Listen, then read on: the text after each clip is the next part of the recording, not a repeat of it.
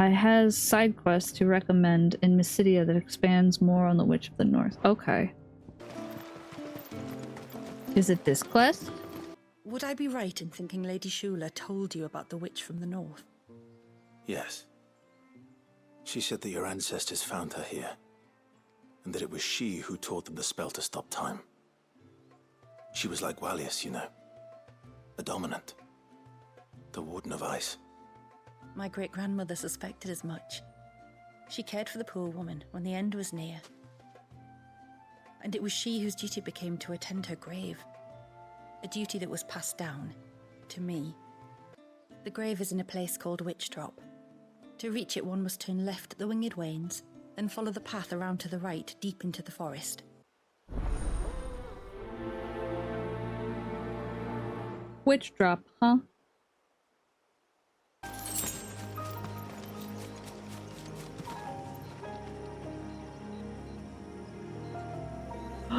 What? Raptors? My people? Oh, wow. This must be it. My lord, thank you for making the path safe again. You're welcome. Izay. Was that her name? Izay? Yes. Hardly the most fitting tribute for a dominant, is it? A rough-hewn stone with naught but a given name engraved on it. But my ancestors had only been here a matter of weeks when she passed. Every day was a struggle to survive. They had neither the time nor the energy to devote to a more elaborate memorial. Yet they spared what they could to grant her wish, that even in death she might continue to watch over her home. She lived down there then? In the ruins? That's right. They were once the living quarters for those who served up in the temple. When the Northern Thanes sent her here to weave her spell, this was where she and her retinue stayed. There were priests, handmaidens, and a knight sworn to shield her from harm. Of course, they were all gone by the time my ancestors arrived, fled or dead in the Western Wars.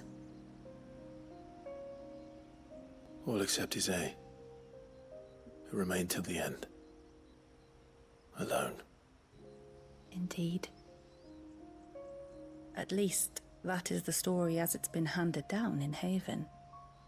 But there is an epilogue to the tale. One known only to Lady Shula and myself. Some years after Issei's passing, you see, my grandmother came here to tend the grave, and found a stranger kneeling before it. A knight, dressed head to toe in plate. She asked of him who he was and whence he had come, but received no answer. The only words he spoke were, "Tell me true, whose grave is this?" So she told him of how her people had met and cared for Issei, and how she had died. His only reaction was to stare up at the air of hours in silence. Then he left, never to be seen again. You said he was wearing plate. Was it black and gold? Do you know something of him? When we went up to the Air of Hours to unravel the spell, we were set upon by a shade in the shape of a knight in full plate. It manifested in front of the Vare, and in its ether, I felt Shiva, the witch. You think this may have been the same man my great-grandmother met? Issei's knight? I don't know. Maybe. All I can say for sure is it was intent on protecting her creation. Or perhaps her spirit? What remained of her there. Perhaps his spirit too became enraveled in her spell, frozen in an eternal vigil. Till we ended it. Fine, it's fine. If the shade you fought was Issei's knight, then ending it was the greatest gift you could have given him. Now he can return to the sea, to be with his lady once more. And if his spirit should ever return here to visit her grave, I shall ask his name, that I might carve it in the stone next to hers. That they might be together. Once and for all.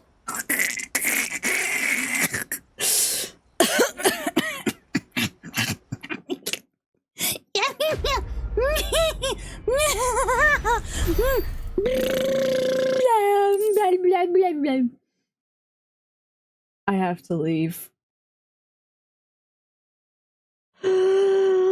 I'm normal. I'm normal.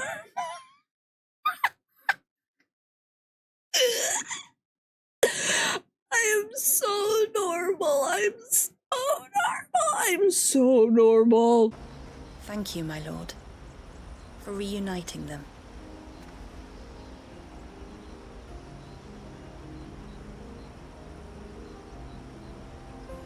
I can't do it. Yoshida!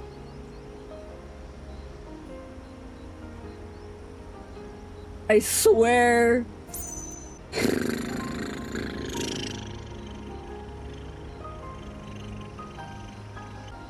I beat up Justinian twice in this game. Oh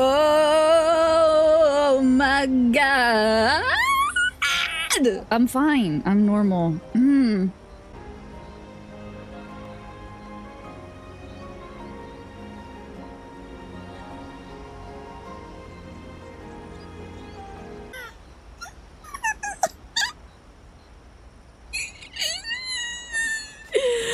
I pet puppy.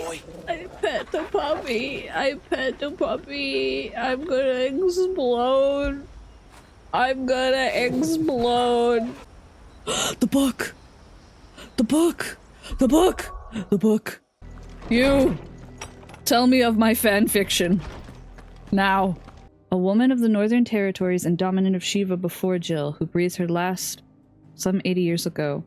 She had been employed by the Northern Thanes to weave a spell to stop time that they might prevent the fall of Drake's Eye. To this end, they brought her to Mysidia, where she labored night and day to protect the magic that might save her nation, watched over all the while by a knight whose thoughts were only of protecting his lady.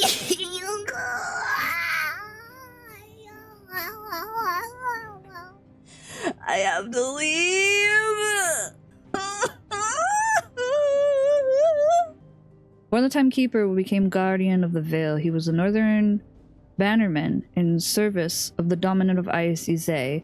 When the spell ultimately failed and the Thanes turned their attentions to the ill-starred assault on Rosaria, the two were separated, and when he returned to Mysidia to stand with his lady once more, it was too late.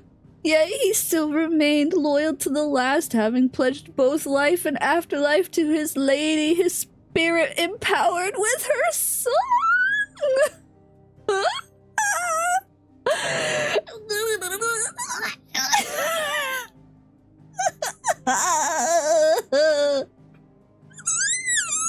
Listen to me. Listen to me. Fanfic writers, please. I'm begging you. I'm begging you, please. Please, I'm begging you, please. I can't exist anymore.